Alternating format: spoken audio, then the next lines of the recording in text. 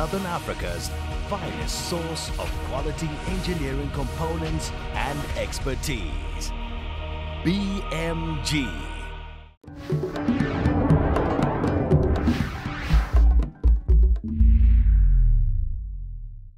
From Creamer Media in Johannesburg, this is the Real Economy Report, our top stories this week. We talk to the new Science and Technology Minister Naledi Pandor.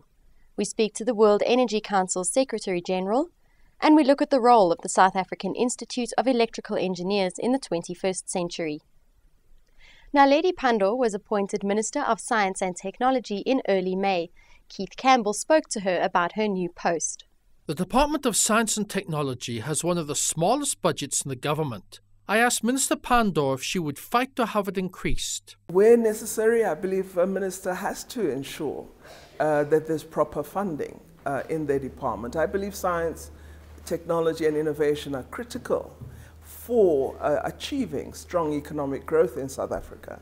And I think the potential for job creation using science and technology has not yet been recognized by South Africa. So certainly one would argue for greater support, particularly where these issues of economic growth and job creation are concerned. I would like to strengthen the relationship between the Department of Science and Technology and the Department of Higher Education.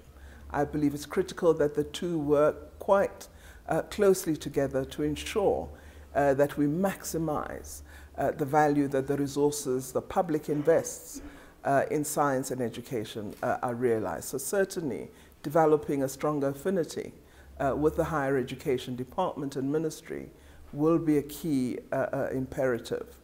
I also think a stronger focus on outcomes in terms of our investment in research in higher education would be something that I would insist upon.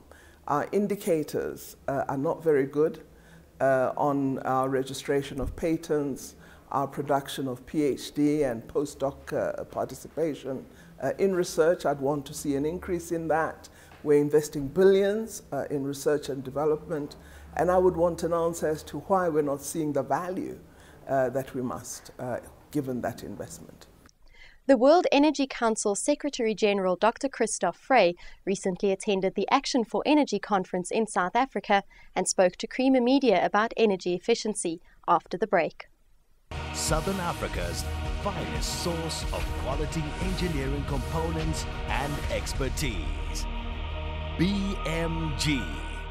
About 40% of what the world can achieve in terms of carbon emission reductions could come from energy efficiency, says Dr. Christoph Frey, Secretary General of the World Energy Council, WEC. WEC looks at energy efficiency again as one of the key quick wins that need to be run after. And one of the most important, we promote various ways where how energy efficiency can be achieved. One of the shining examples, I would think, is in the mobility sector. We need to have much more thinking around how we can the mobility sector to become more efficient. I think the example of looking at today's vehicle park, 800 million vehicles out in the market. Many expect this number to grow to 2 billion by 2030. 800 million to 2 billion, that's a factor 2.5. We know that we want to reduce emission, but if we just were under the assumption that we want to keep the emissions constant, that would mean that by individual vehicle we need to reduce it by a factor 2.5. Another element where the WEC sees potential energy efficiency improvements is in the use of electric motors. Estimation is that they eat about close to 50% of world electricity. Electric motors, and they are everywhere. They're in vents, they're in fridges, they are all over the place. And those motors, they are often not used in their best, in their most efficient way. Be it because they are at the wrong speed, they're used at not at the right optimal speed, etc. And I think there's a lot of thinking that needs to go in how to improve the situation. Frey notes that the WEC has seen commitment from many countries to adopt energy efficiency, most prominently in the US, but also in Japan and across Europe. The most popular one certainly is the US, who has, with the new administration, taken lots of stands now. Obviously, we need to see that those actually are implemented and not just being overruled by the health agenda, which is an important one. But other countries have stood up as well. So there's a number of countries who have taken stands. This year marks the centenary of the South African Institute of Electrical Engineers. Keith Campbell reports. The South African Institute of Electrical Engineers is actually 1 year older than a unified South Africa, being created in June 1909. But what is the Institute's role in the early 21st century? I put this question to the Institute's 2009 Deputy President, Dr. Angus Hay. Firstly, just to indicate what we are. We are an institute that represents the interests of 5,000 or more than 5,000 electrical engineers, engineering technologists and technicians in South Africa. In the 21st century, we not only represent the interests of those members, but we're also involved in the development of electrical engineering as a science in South Africa. Our members are engaged in a variety of different areas of electrical engineering, so that includes electrical power, electronics, communications, as well as things like control and a variety of other disciplines in electrical engineering. We are increasingly, at this stage, involved in the development of South Africa and the infrastructure of South Africa. So if you look at the part that engineers have played, and particularly electrical engineers have played in South Africa, our members, and through that also the Institute, is very strongly involved in the development of the electrical engineering infrastructure of South Africa today. We are about to become involved in the Naledi schools, which is a project of the Department of Science and Technology for the development of maths and science in schools. We also have been involved in a number of other initiatives. Down in Bergville, we've been involved in an initiative for the teaching of engineering and science in Bergville. We also are very involved in the whole process of the development of individuals and their registration as professionals in South Africa. So not only the registration of engineers as professional engineers under the Engineering Council, but then also the continuing professional development of those, or what's called CPD, which is a statutory requirement for engineers.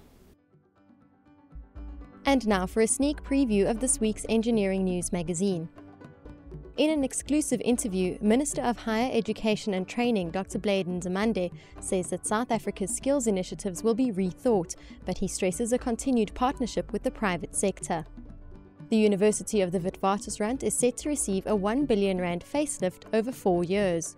And read how South African wine and spirits producer Distel is spearheading a viticulture initiative in Tanzania to assist wine farmers double their crops within 3 to 5 years. And in Mining Weekly this week, the recently announced BHP Billiton Rio Tinto joint venture in Western Australia looks set to give iron ore producers substantial market and pricing power, with smaller producers being indirect beneficiaries. Read how the government of Zimbabwe's empowerment policies have delayed the planned listing of Metalon Gold Zimbabwe on the London Stock Exchange.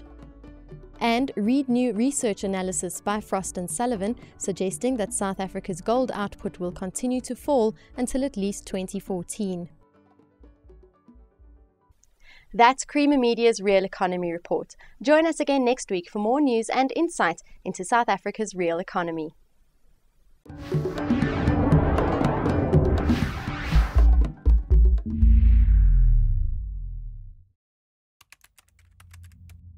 Creamer Media's Mining Weekly delivers unmatched insight into Africa's premier industry. Breaking news, visit miningweekly.com. Creamer Media's Mining Weekly, empowering mining.